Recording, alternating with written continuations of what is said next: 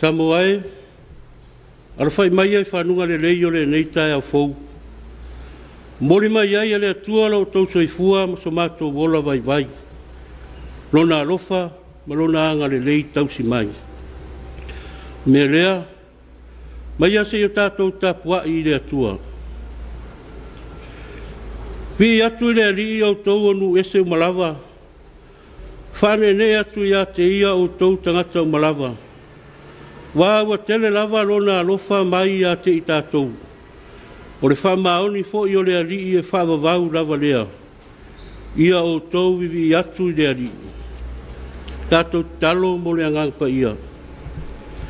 Le tua tau tasi pa iae. Tamā. Le alo ma le angang sa.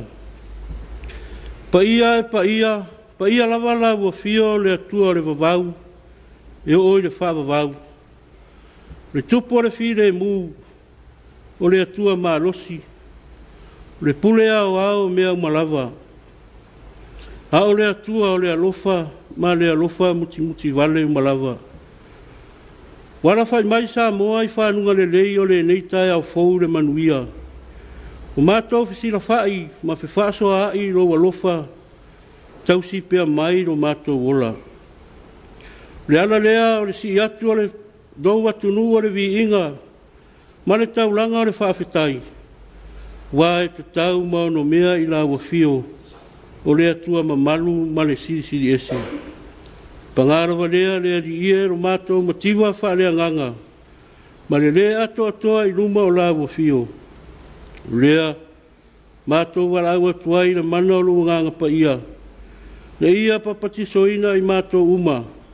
Na ia o mātou whai aile nei Tapua'iga i le moni. Ma le wha maoni i luma o la wafio. Ma ia i watuai mea umalawa i le wha sirisiri ina o lava vi inga. Ono Yesu wala tuai na mātou tatalo. Ameni. O le whaitawina a whianga pa ia ro tātou wali. Le amoa le tātou tusi whaitau i le nei Taeao. Mai le whenga inga fou. Tusi amoa mua na apostolo Peteru. A lona mata upu e rua. Le au whaitawina mai lona whai upu e suru maltasi mal se furu male rua. Tusi mua na apostolo Peteru. Ta upu e rua. Le au whaitawina whai upu e suru maltasi mal se furu male rua. Whafonga maia wa whionga pa ia ro tātou wali. Le au pele, te ai oi atu ia te outou o tangata ese ma e au mau. Ia mamau outou matu ina nau o le tino. O mea ia e tau male anganga. Ia le leia outou a mio i ruma nu ese. O le mea rātou te whai upureanga ai ia te outou. Peisea i o tangata a mio le anga outou. Rātou te wawa ai ia outou a mio le lei. Na rātou vivi i atu lea i le atua i le aso e asi mai ai.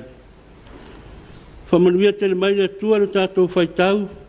Ma le tātou whaalongolongo i nisi ia o ana whionga pa ia. Ia whamatara loto pero na nganga i o tau finangalo mo tātou loto. Winga tā ua ana whionga o tātou whaalongolongo ai le nei Taeao. Tū mau te pēa te ia le vi inga. Nei maso malawa se ia o le whaavavau. O le raunga le suafa mamalu le atua le tamā, le atua le alo, ma le atua le anganga sā. Ameni. Wauwhanga ina le tusi whaitau ma le manatu au tua le mafutanga te talo le EFKS i le neiva yaso.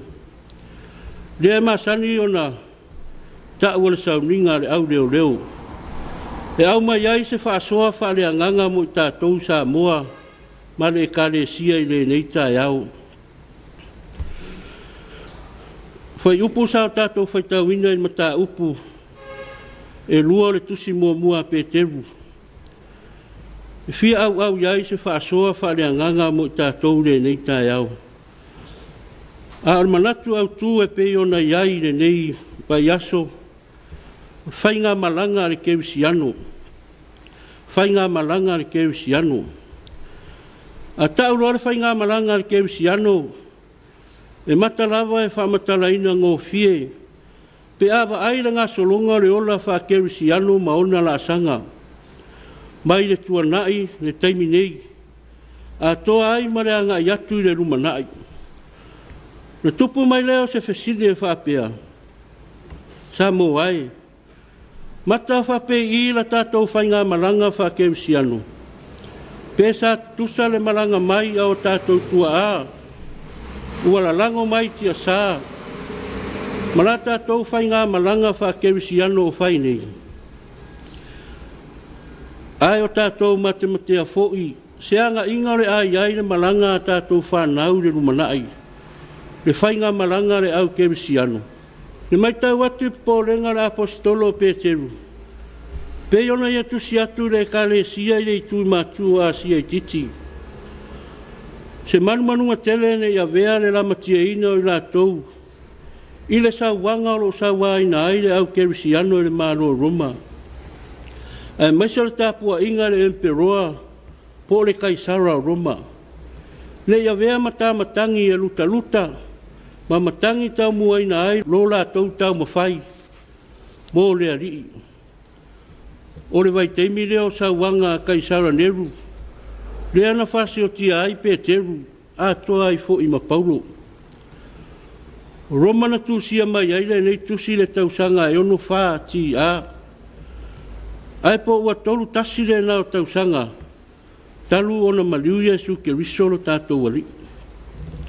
O le tausanga fo ile na fasi o tia wha maturo ai le apostolo. O le whiau tau longo a Peteru. Na ia wha aloto tele ina ai le kalesia. O lo sa wa ina lo lato wola wha le whatua tua. Na ia tutu mau lo lato wola tapuai. Ma le whatua tua i le alofa tu noa o le alito e tu. Mori mau ina le mamafo sa wanga na puapuanga ina ai i latou. Na tusi atu i ai le apostolo. Ai whapena fo i atu nu umana pūrea le maro Roma i lewa i taimi. Sa tupu se mea matautia tele i Roma. Una le afi tele na muu mai le ai o Roma i le masino i ulai. Tau sanga lava lea i ono wha. O le afi na afu ai tua inga i le au kewisiano i le kaisara Neru. Ma na whatele ina i le whasi o tia o kewisiano. Ma se ia o lava ina whasi o tia ai. Ma le apostolo Peteru i lea lava tau sanga. O le whiau tau longo. O le alpopo lenga o le apostolo Peteru. Talu ai o lea ua tua ia le mua Roma i le au kewisiano. Tau ai o na wa ai ma le whau tauta le au kewisiano i tū nei. Mua. O le a mio po le tū ma le anga le kewisiano. Lua, ia whaai tete nei tua ia le au kewisiano i mea le tala whiangai. Tolu, tau sisia le tū langa tau le leia o le kewisiano. Wha, ia avea le soifuanga pa ia o ke riso le ali i whaola e whai mataiala. 5, tau tua nā le whaatua e ono sa iai mo le mamalu ma le manuia tali. Ma le ono, ia wha loto te leina e le tu la fua ina e le alofa tu noa o le ali i ona tangata. Lono winga o le amio le au kewisiano pe awhianga iai mātunga lunga whaingatā. E aona tangia le anganga o le loto fua te ifo ma le loto maulalo. Ma ia murmuri atu ia ke riso maana o onga. Ma whaatatari atu le manuia tali. Rona winga le au kewisiano tangata whai malanga e whea ngai ma le sou o to atu ngā. Ma e lutia i pe au o onga le lalolangi whaasanga tau mai. Pe yona whai mai le matua. Le au pe le te ai oi atu ia te au tau o tangata ese ma e au mau. Ia ma mau o tau matuina nau o le tino. O mea ia e tau ma le anganga. Ia le leia o tau a mio i lumonu ese. No mea la tau te whai upuai ia te au tau. Peisea i o tangata a mio le anga au tau. La tau te wawa ai ia au tau a mio le lei. Na la tau vivi ia tuai lea i le atua i le aso e asi mai ai. O le naunga le apostolo. Ia le to ale sa fo lau o le tala le lei. Ma la fo ia i rungo a au o nuu taliola. A ia to ai tau langa wha moe moina. Ma sisi le taula ina ua e manuia whaiwa fo launga tau wasa. E mana ia le upu fo idea le atunu. Ia lepa le foe a lafo le taula I malolo. O lona winga, ia I umanuia ma e malo le fo launga le tangata au mau, o le tala le lei ia ke riso. Ia mauani ia nganga, mari uani tangata e fai mo ke riso. Ai auane I maumawina le tala le lei. Ina ua wa aia enu ese ni a mio fa le tau pulea, ale au ke risiano. Malato fai upu ai masaua ina le tala inga. Pe leo se poporenga ea fo idea mo le au ke risiano fai malanga o nei aso. Samoa ai, male kare sia, oa mai lo sa fo lau. Po tai fai a matau ele na lolangi lo sa fai malanga fa ke risiano. Tau malu e rue lo sa le poto tua inga sa tani fa asanga tau mai. O fea o fe eri ai au foe o le loloto. Awane I manu malo mai tua inga ele lea sa tani. I le foe ina le vaa ma le ipo le tala li dei. Awane fatau ina le kare sia na ia fatau ma oi ai le lalolangi. Awa fai mai e sui o na soo. Ia o tau fifi le mu e pei o le lupe. A ia o tau atama mai e pei o le ngata. Ia fo lau ma le poto I la tatou fai ngā malanga wha keu sianu. Wa o lea wa umona wha ato I la loina ke riso le fili I rona maliu ma lona to e tu manu malo. Wa matangi vale ma fili onga le wasa. Tatou fo lau pea ma le loto ki tele. Wa umona to I longa mata fili o le wasa. A wana wha atama soa li ai Yesu le ali ma manu malo ai. O lona mariu ma lona to e tu manu malo. Sauni ai le mana ma le malosi o lona nganga. I tautai ai la ta ua fai ngā malanga wha kere siano. Le ia tau nuu manuia I le ola e wha avavau. Ia I le tua poto e tua tasi lona vi inga ma le wha ane tanga e wha avavau lava. Amene. La tatu vi atu le atua le vi inga o saunia.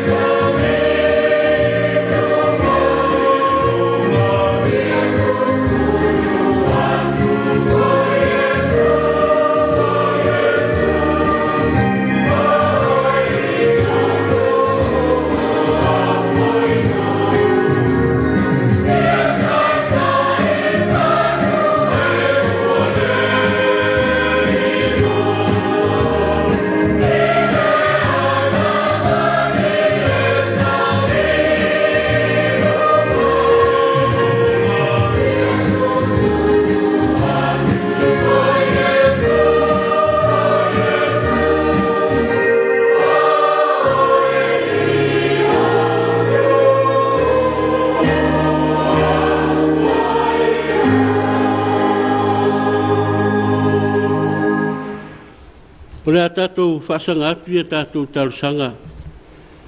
Talo o whaftai, ole tātou whamawala longa I ruma o le atua. Ole nisi o tātou manao. Se o tātou wifo matalo. Le atua mamanae, ole atua mamalu,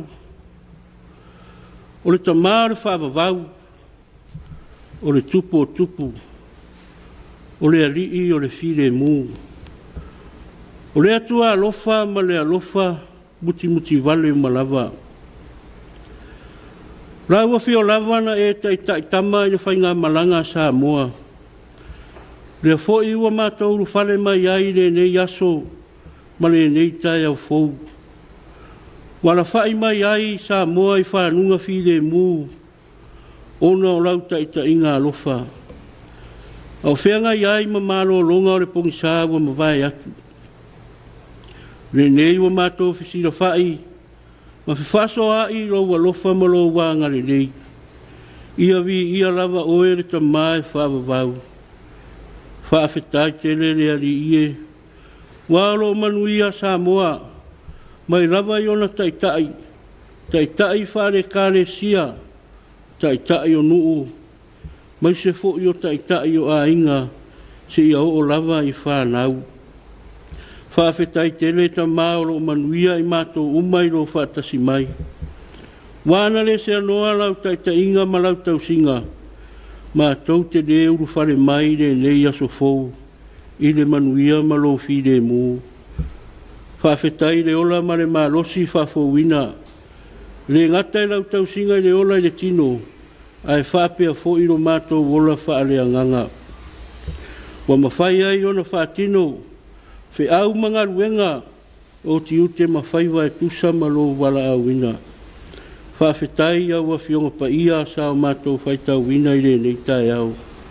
Whai lawa lea matai ala I lo soifua ma le ola whaale anganga o Samoa.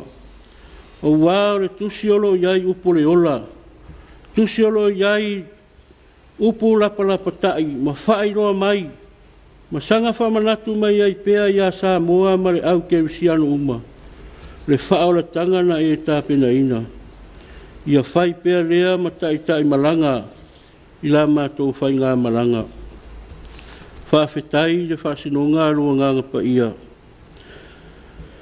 Le nganga me whai ai ona mātou whai aso se mea. O le nganga pa ia lava lea o la wafio. A o loma malu siri ese tau toa lua ina le whai ngā malanga Samoa ma le lalolangi atoa. Awa e iai taimi e a whati ai le mātou whai ngā malanga. A o loma malu ma loa nganga. E whai ngofi ai mea uma. A e maise o loa nganga e wha tonu fola wai. La mātou whesea iai tuina naunga o le ola nei. Whaafetai le ari ie i o tamau a inga sa saa mai. O au whamanu ianga au wala ese mai. Ai mai se fo i o atunu uma lo tu mai le wheso suani mo Samoa. Ia vi ia lava lawa fio. Ua e ui na lo fia peare la lo langi le nei wha mai matautia. Ai whawhetai ta maa. Lo maua peare wheso suani mai atunu. Ai mai se o a inga lo au mau so o se tafa o le nei la lo langi. Awa se manuia mo Samoa ma ona tangata. Ai mai se lava o le puipuinga o le COVID se furu mare iwa. La mātou whawhetai siri le ari ie. E soifua pa ia Iesu ke risolo mātou ari. Nā fio ifo le lalolangi mo le tongi o la ino I mātou le lalolangi anga sala. Tuma watu le vi inga I lawa fio. Nei e o le whaavavau. Le atua mi o tō nue. Whamangalo le I fonga Samoa. Le atunu wanga sala lava I o ruma. Mai lava I taitai whaare malo. Taitai whaare kare sia. Taitai o nuu. Mai seo taitai to tonu a inga. Mai mātou uma lava. Te talo lava ma le loto ma walalo reali ie. Whamangalo mai mātou uma. Le toi tau whaeroa ina wa sila fia lau a fio mea uma. O mātou wole ma whato e se atu, Lea li ie whaapale pale maia. Riu alo maia au fofonga alofa. E tusa ma le tele o loa alofa muti vale. E mama ngalo aile I fonga Samoa. Lea li ie alo fae. Lau fio lava e mali e aio mātou mana au malava. Talo iau whaamanu yanga ia Samoa maona taitai. Vea pea lau a fio e whaima taitai siri. Io lātou whaiva ma whatinonga uma. Lo lātou wala awina. Au wā se manui o Samoa maona tangata. Ma vea pea Samoa ma malo e whasusolu atu ai. Ma whaima mori ma wola I le lalo langi atua. O lau a fio lava e mua au ma muri au. I le whainga malanga ma le fō launga. Samoa ma le au kerisiano e manu I ai. Au wālo o whaavai ai fo I Samoa I lau a fio. Whamanu I ai taitai o e kāresia. Ma so se kāresia kerisiano umai Samoa nei. Ma le lalo langi atua. Le lato whanono ngā manu atu I lau a fio. Au wāle ola whaalea nganga o ou tangata. Whamanu ia ino uma a inga. Ia vea pea I mātou ma kerisiano e tutu mau I lau a fio. O le taitai I le uru whale ma le uru whafo. E whaima mori mau ola o lo so I fua lau a fio. O le atua o tangata uma. I whamanu ia I le nei au nanga. Le e whakasa TV wa mawhai ai. Na longo puia li I Samoa ma le lalorangi atua. O moli atu ai lo fina ngalo pa ia I maota malawa. Ma so se vai panoa ma whai o na maua mai ai le nei whai ngā lotu. Whamanu ia I le nei aso maona lawa singa. O ai fōi o fia maua lau fesosoani. Te talo lava ma le whātau anau I lau a fio. Se I alofa. Pai atu iai, pai ifo, pai ane iai o au, sosoani lea li I tu tonu a ai o whare mai, o whare pui. Ma so se vai ngā lava o fia maua lau fe sosoani. Lea li ia whape nao na whaia, e tusa o lau masani. O mātou te talo ia, whaatasi ma te talo leo ai le loto le tangata lava ia. Ia whaia pe iai lo fina ngalo, ai aua lava ma so mātou roto. Ale manuia ma le whire mua o ele atua le tamaa, ma le lofa sisiri eso ia si ke riso le ari ma le whaola. Ile ma le mafutanga whai pea ma lo lava nganga pa ia. Ia tu mau mai le inunga o lau whanau ke risiano umai Samoa nei, ma le lalolangi atua. Nei, maso ma lava se ia o le whaavavau lava. Amene.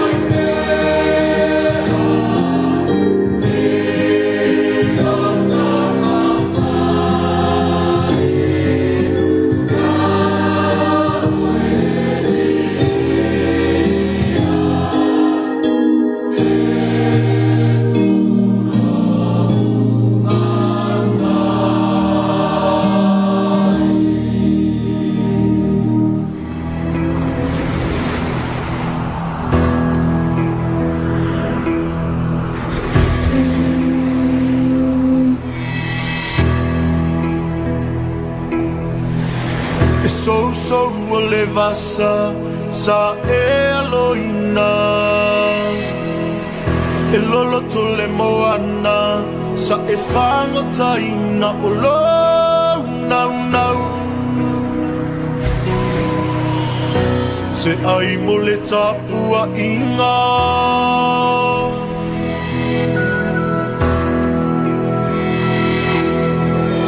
nangona lou vai wa e tinga ina malingi o loi mata wa e toe mana tua ina na yo matua malela ua Tapua'iga e te musu e fo'i atu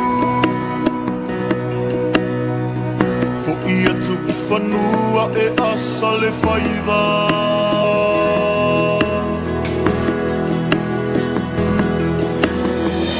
e puale atu nuku whili i le tai sea ngā waka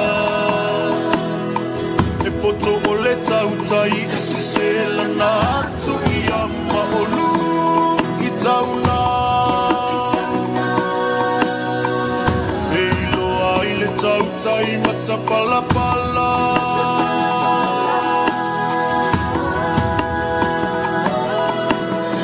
ya e whaamalosi ma whaatamatane a e a whātia awalawa e te pole vale o Yesu o le matai o le matangi ma le ngatai whale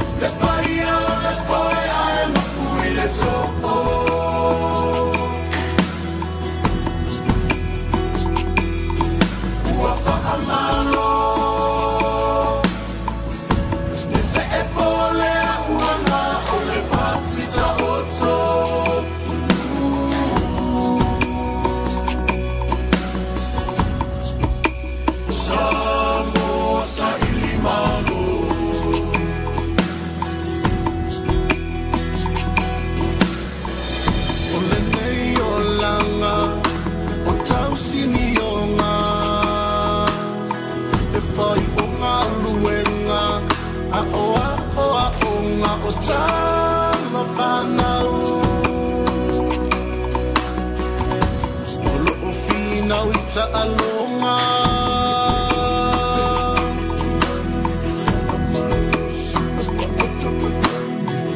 a o e alo faiva wa e ngapatia o ai ngamanu ma e kale si o tuki mai ale muli papanga ina ia e male manu